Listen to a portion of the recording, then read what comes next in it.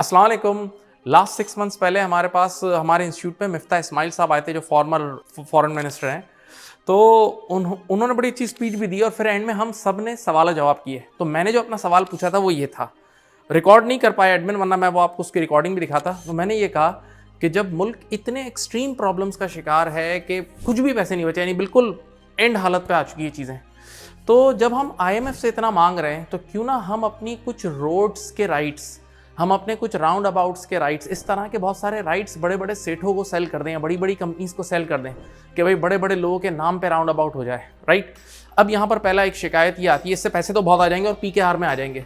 तो बेशक डॉलर तो नहीं आएगा, PKR आ जाएगा, लेकिन उससे बहुत सारे हमारे PKR वाले खर्चे भी गवर्नमेंट के हैं, वो सारे फुलफिल हो सकते हैं और कुछ गुजारा हो सकता है।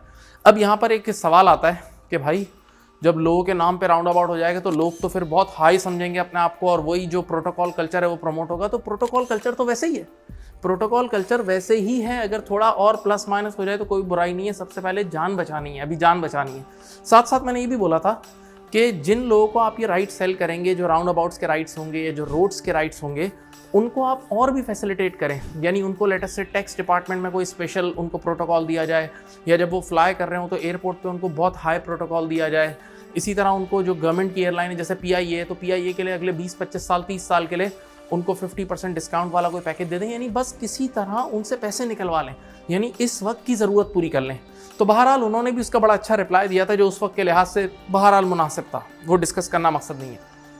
फिर क्या हुआ, रिसेंटली मैं एक वो रिपोर्ट पढ़ रहा था, अभी मैं एक आर्टिकल पढ़ रहा था, तो उसमें एक बंदे ने बड़ी अच्छी एडवाइस दी थी कि जो बात मैंने PKR में की ना, उसने डॉलर्स के लिए बोली। देखें हमारा इस वक्त सबसे बड़ा मसला ये, हमारे फॉरेन एक्सचेंज रिजर्व्स खाली हो चुके हैं, बहुत बुरे हालात हैं, और हम 1-2 बिलियन डॉलर के लिए IMF के पास जा रहे हैं और उनकी बेतहाशा शर्तें मान रहे हैं। तो जब हम 1-2 बिलियन डॉलर के लिए IMF के पास जा सकते हैं तो हमारे पास एक बहुत बड़ी रिसोर्स है और वो है हमारे ओवरसीज़ पाकिस्तानी। आप नहीं जानते कि दुनिया में कितने अमीर अमीर पाकिस्तानी हैं, आप इधर US में कितने अमीर अमीर लोग हैं। तो किसी तरह अगर उन्हीं को समझा बुझा के उन्हीं का पैसा पाकिस्तान ले लिया जाए तो उनके लिए बेनिफिट नहीं होगा, लेकिन उसमें भी रेमिटेंसेस के रास्ते में भी हमने खुद अपने पैरों पे कुल्हाड़ी मारी है। पहले ज़रा गौर से सुने। नंबर 1 तो ये है कि अगर आप बांग्लादेश को देखें तो बांग्लादेश में अगर कोई रेमिटेंस भिजवाता है ना, वहाँ के भी हालात ख़राब हैं, तो 2.5% गवर्नमेंट अपने जेब से दे देती है, यानी 100 रुपये आएंगे तो 102 रुपये 50 पैसे बंदे को मिलेंगे, यानी मोटिवेशन के भाई लाओ पैसा। इसी तरह श्रीलंका में 5% एक्स्ट्रा गवर्नमेंट देती है, अगर आप 100 रुपये लेकर आ रहे हो तो 100 रुपये पे 5 रुपये आपको मिल जाएंगे। इसी तरह इवन पाकिस्तान में भी अयूब खान के दौर में 1% एक्स्ट्रा मिलता था एक्सपोर्ट को, अगर आप वो लेकर आओ या कुछ इस तरह था कि आप रेमिटेंस लाओ तो 1% एक्स्ट्रा मिलता था। लेकिन अफसोस के साथ हमने क्या हरकत की पिछले 6 महीने में, आपने देखा कि इंटर बैंक वाला रेट 225 पे रोक के रखा, और से सुनिएगा, और ओपन मार्केट 260 था। तो वो लोगों के लिए मोटिवेशन ही नहीं थी, यानी जो बेचारा ऑफिशियल चैनल से भेज रहा था उसकी पिटाई कर रहे थे हम। जबकि दूसरे मुल्कों में जहां हालात को सुधारना हो वहाँ वो क्या करते हैं कि वो एक्स्ट्रा देते हैं। साथ उस आर्टिकल में यही बात लिखी हुई थी कि जो ये ओवरसीज़ पाकिस्तानी हैं इनको कोई स्पेशल कार्ड बना के दे दें या इनका बैंक अकाउंट्स बिल्कुल सेपरेट कर दें कि भाई जिस रास्ते से वो पैसा आएगा वो सेपरेट कामों पे लगेगा।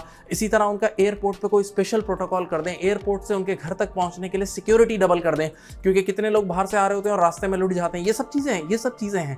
तो अगर कोई ऐसा मामला हो जाए तो बहुत बेनिफिट होगा, लेकिन हमने उसके बरक्स काम किया।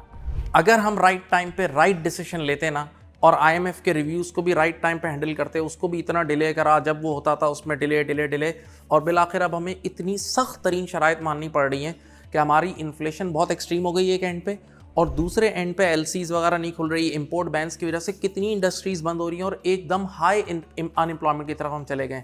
तो ये जो फिनोमेना है जिसमें इन्फ्लेशन भी बहुत एक्सट्रीम है और अनएम्प्लॉयमेंट भी बहुत एक्सट्रीम है, ये स्टैगफ्लेशन है। और यकीन करें इस वक्त हमारे यहाँ नेगेटिव इंटरेस्ट रेट का मामला चल रहा है। नेगेटिव इंटरेस्ट रेट ये है कि इन्फ्लेशन रेट ज़्यादा है और बैंक का रिटर्न कम है, बैंक का इंटरेस्ट रेट कम है। यानी अगर आप कोई गुड्स खरीद लो तो वो ज़्यादा महंगी हो जाएंगी, लेकिन अगर बैंक में पैसे रखोगे तो वो कम रिटर्न आपको मिलेगा। तो लोगों का एतबार बैंकिंग सिस्टम से भी उठ रहा है। अब सवाल ये है कि यार ये इन्फ्लेशन इतनी क्यों बढ़ गई है? इसके पीछे बहुत सारे सीरीज ऑफ इवेंट्स हैं। जैसे पहला इवेंट तो इसमें यह है कि जो फ्लड आया हमारे यहाँ, उसकी वजह से फूड की सप्लाई, जो फसलें थी वो सब कट गई, तो सप्लाई कटी, उस वजह से भी हमारी प्राइस लेवल्स बढ़े। नंबर 2, हमारी पॉपुलेशन कंट्रोल नहीं हो रही, पॉपुलेशन बहुत तेज़ी से बढ़ रही है, यानी यंग पॉपुलेशन पाकिस्तान में बहुत है, जिसकी वजह से भी उनको भी फूड की बहुत ज़रूरत है।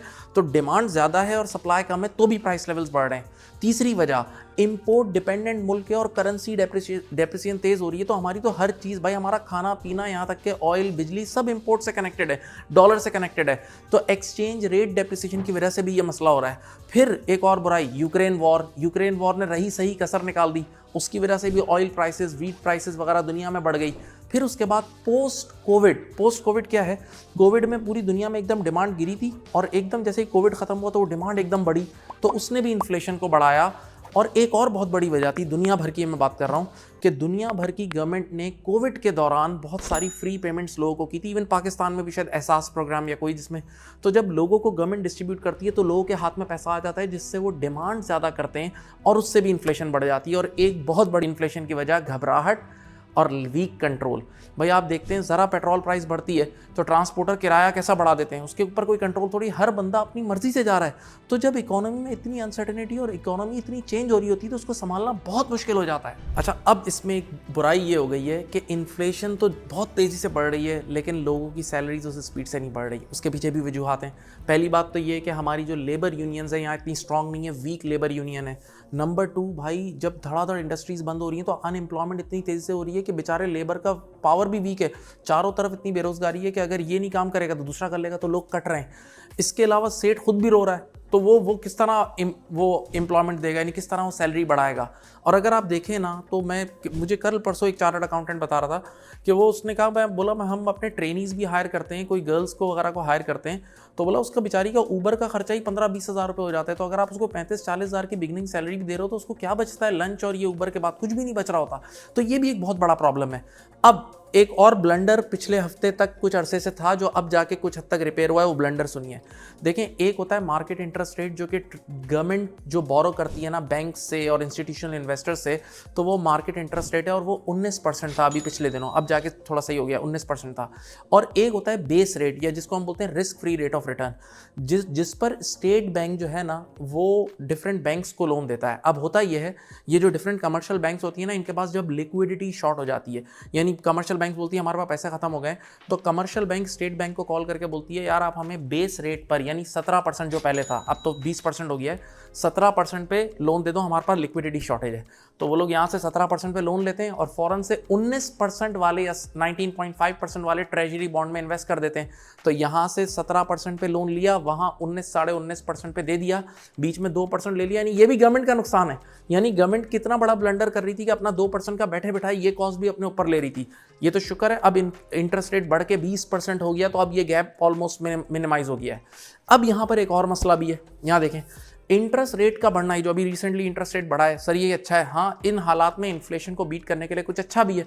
और इसके लिए आप ये भी देख सकते हैं, जैसे आप श्रीलंका की एग्जांपल लें तो श्रीलंका ने भी इंटरेस्ट रेट अच्छा खासा इंक्रीज रखा था और श्रीलंका ने कंजम्पशंस पे, लोगों को फ्यूल के ऊपर भी क्वांटिटी फिक्स कर दी थी कि भाई आप एक हद तक कंजम्पशन कर सकते हैं ताकि इंपोर्ट ऑटोमेटिकली डाउन हो। और आप इस चार्ट में देख भी सकते हैं कि देखिए श्रीलंका की फिर करेंसी काफ़ी हद तक स्टेबल भी हुई, यानी एक पॉइंट पे जाके रुकी भी।